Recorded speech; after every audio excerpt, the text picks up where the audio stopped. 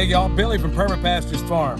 Okay, for anybody that's interested, and I know there's been a lot of interest out there, we got some Comfrey back in stock. Ain't a whole lot, but there's some there. So the people that have been hitting me up about it, there you have it. Okay, so this is an exciting day, at least for me, because I'm going to get to showcase a couple of things that a lot of people may not know about. Okay, let's go back a little bit.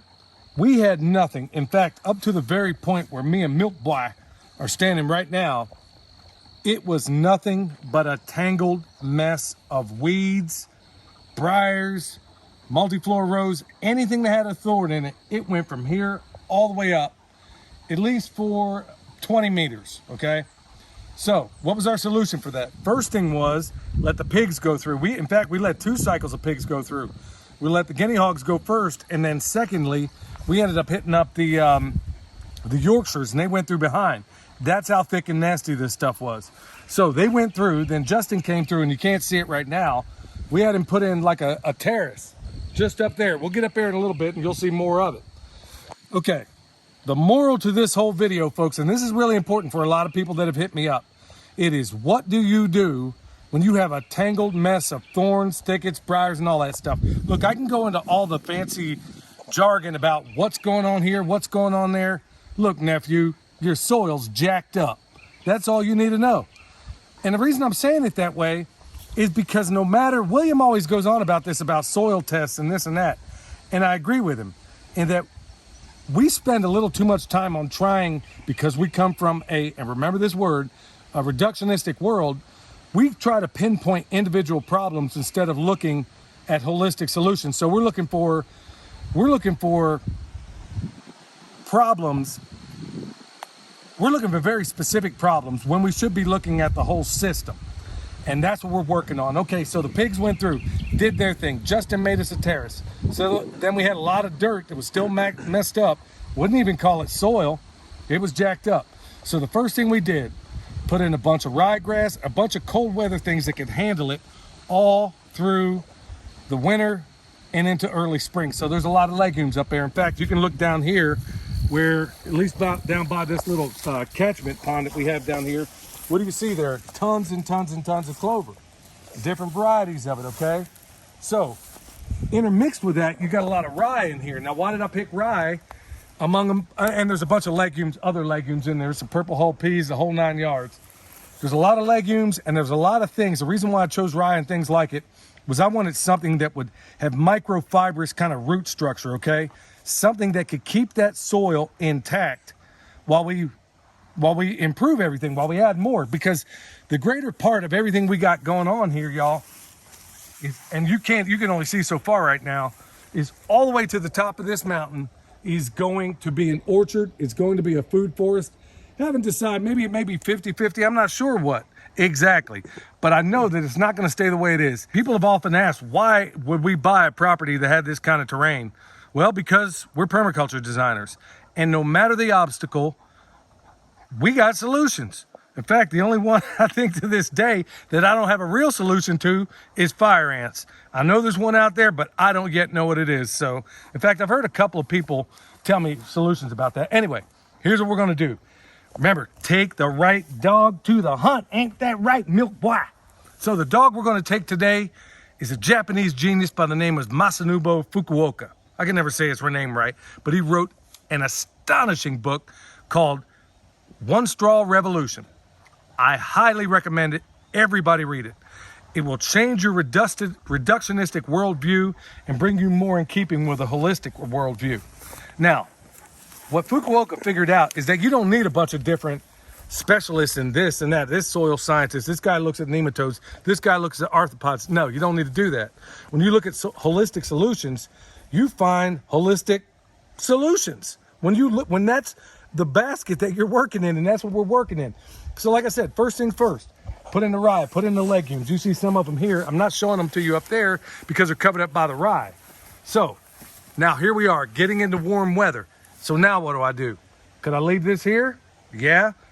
There's a whole, but we also have a bunch of pioneer species in there, some weeds and stuff. So that's automatically telling me, without going through a bunch of soil samples and stuff like that, when I see weeds interspersed all throughout here, now it's not all that Chinese silvergrass that was invasive, it's not even here. I don't even see any of it.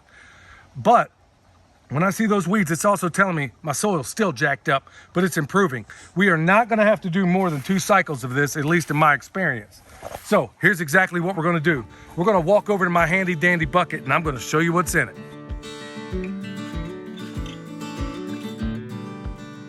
In one straw revolution, you'll find out Fukuoka figured out that all the people around him were using the conventional commercial way of doing things. And he found out that he could be even more productive by not using any of that garbage. So we're gonna basically borrow from him a variation of one of the techniques he came up with. So he would put, you know, seeds and stuff in little clay balls and stick them out there. They would harvest. Read the book. You'll be glad you did. If no other reason, I'll put it this way. It's the only book that I've read twice. I usually remember what I read. Okay, so what we got in here, like I said, we've had clover and ryegrass up here. It's about time for them to go away. But what I got in here now is my favorite go-to. You've heard me talk about it many times before. Cowpea. And then I got right here in this bag some buckwheat. Now I still got the buckwheat. We did plant some up here last year and a little bit of cowpea. It was a little late and it didn't do real great. But I do have some buckwheat seeds left over and I'll get into them at another time when I work on the pig area. All I'm gonna do, I'll hit these guys with some inoculant, let that dry, and it's gonna be really this simple. I'm gonna mix them together. This is my go-to summer blend, all right? And all I'm gonna do is mix these two up. All right, my hand's a little black. That's because of the inoculant that I put on there. Whenever you put in legume seeds, it's a pretty good idea. So it's really this simple. Now, folks, let me get you in a little bit closer. You can see, well, we'll just walk right over here. Okay, I got a peach sitting right here. I don't even know why I looked. We'll talk about why this string's on here at another time. Over here, what do you see? You see bare soil. When you see bare soil, y'all, you ought to automatically be thinking bad management, okay? Or bad, or a problem in the beginning, in the middle of being remedied, okay? So I got bare soil. Part of it is him being the problem. He'll run up this mountain going after these rabbits and then come down. This is a little path he takes. But I'm not gonna worry about it. So here's what I'm gonna do, taking that right tool out of the box. I'm gonna take that bucket of seeds, I'm gonna walk through all this rye, what legumes are left, and we got a lot of them right up there because it's a little bit cooler right there. I'm gonna go through and I'm gonna seed this stuff out there. That's exactly what I'm gonna do. And then some people might even trip when they see what I'm gonna do next. All right, y'all, I'm doing this as indiscriminately as you possibly can. Everybody has their own little method. Now you're saying, okay, hold on, nephew, you got trees up in here like this peach right here, okay? Bell of Georgia peach. Aren't you worried about the seeds coming up in there? Well, you can see by some of this clover down in there that I didn't care before, and here's the reasons why. Look, if it gets in the mulch ring, I don't even care because it's easy to get up, it's easy to get back out of there. I'm gonna put these in here as liberally as I want. In fact, I'm gonna go pretty doggone heavy. And I ain't caring one bit, not one bit, about how thick it is.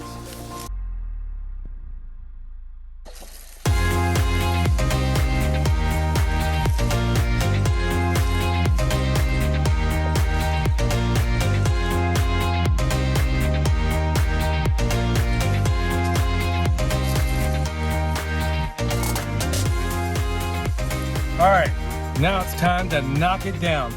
Now this is gonna create, now you've seen me in the past where I've taken straw, and we've done that in the past up here. We've taken straw and we've covered down the seeds before, but why do that at this point? I got straw right there waiting on me. So all I gotta do is lay it down. Here's what's gonna happen. Okay, I strategically did this on a day where I'm reasonably sure we're gonna get rain. We're scheduled to get it, notwithstanding something weird, we're gonna get it at least once, I think, over the next several days. So instead of me having to go out here and do this, all I'm gonna do is basically knock this stuff down. It's gonna lay over those seeds, and when the seeds are good and ready, off they go. So here we are using, it's important that you get this, is that, remember, there's a guy with a whole lot of sense that once said, a book is less important for what it says than for what it makes you think. Yeah, Fukuoka was doing this in Japan, but reading his book it opened up so many pathways in terms of gardening, in terms of how I thought about the world, and getting myself away from a reductionistic worldview into one that is more holistic. So that's exactly what we're doing today. Like I said, he did it a little bit differently, but it's the same exact process. Check it out. One straw revolution. You'll be so glad you did. Okay, with that said, it's time to lay it down.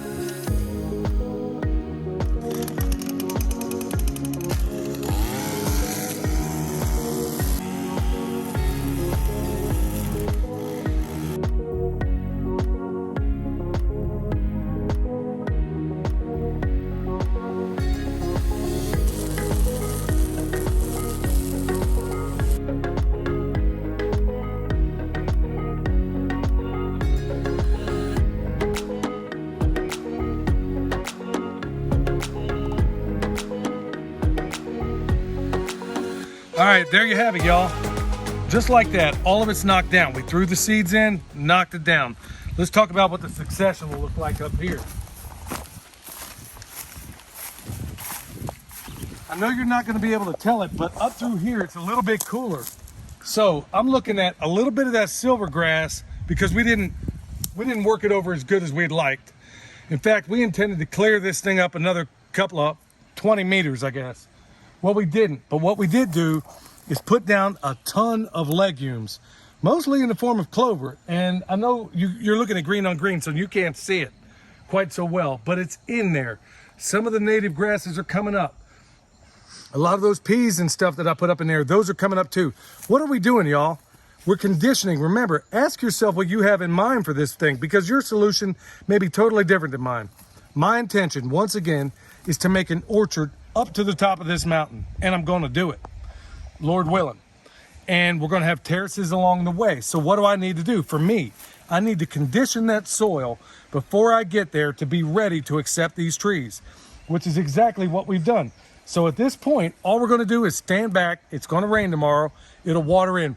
We're taking the right dog to the hunt. Folks, you keep hearing me say this over and over and over again, and I'm partially addressing a lot of the people that write to me. And you're asking me for specific solutions. Well, I gotta say that you're looking for pinpoint solutions to problems that are really holistic. Look at everything in a more holistic sense, and do yourself a big favor. Read, please read. I know a lot of people don't want to see it, but honestly, one of the most valuable books out there is One Straw Revolution by Fukuoka. Check it out. Okay, I think we got it covered today, y'all. And like I said, if you need some of that Comfrey bone sauce, world's best deer repellent, y'all, we got it right there at the website along with the Comfrey. Anything else you need, look at the description box down below. We're going to be doing some stuff with that Harvest Right freeze dryer here pretty soon because we got a lot of harvest and ain't got time to mess with it. And we're going to show you how that all comes into play. All right, y'all, till next time. This is Billy from Perma Pastures Farm, where permaculture is my passion. We'll see you next time.